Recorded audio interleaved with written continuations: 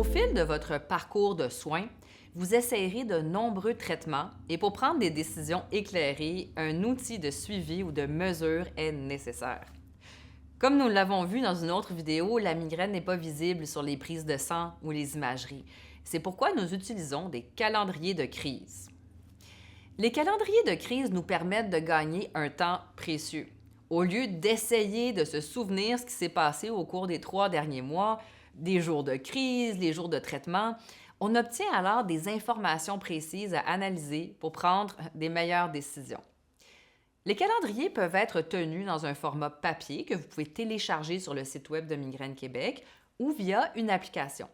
Je recommande souvent le Calendrier canadien des migraines, une appli gratuite et disponible en anglais et en français. Voici quelques conseils pour bien utiliser un calendrier de crise.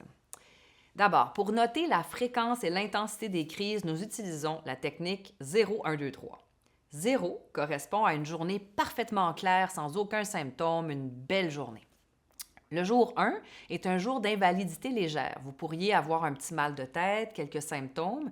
Vous pourriez peut-être même ne pas prendre de traitement de crise du tout et vous êtes capable de fonctionner. Le jour 2 est un jour modéré. Vous utiliserez peut-être un traitement de crise. Vous serez un peu ralenti, mais vous pouvez quand même fonctionner. Le jour 3 est le jour le plus sévère. Vous ne pouvez pas fonctionner, peut-être vous devez vous allonger, vous prendrez sans doute des traitements et peut-être que ces traitements ne fonctionneront pas. C'est la pire journée. Pour chaque personne, les jours 1, 2 et 3 ont des significations un peu différentes. Il vous faut donc déterminer ce qu'elles signifient pour vous. Voici quelques autres éléments à noter dans un calendrier de crise. Des symptômes particuliers. Avez-vous des auras, des vertiges, des vomissements? La migraine est souvent influencée par les cycles hormonaux. Donc, si vous avez des règles, il peut être utile de les noter. Notez les médicaments de crise que vous avez pris et leurs résultats. Quelle stratégie a été la plus efficace? Si vous essayez un traitement préventif, notez la date de début, la date de fin et les changements de dose. Si vous souhaitez tenter une habitude protectrice comme la méditation ou l'exercice, vous pouvez également le noter.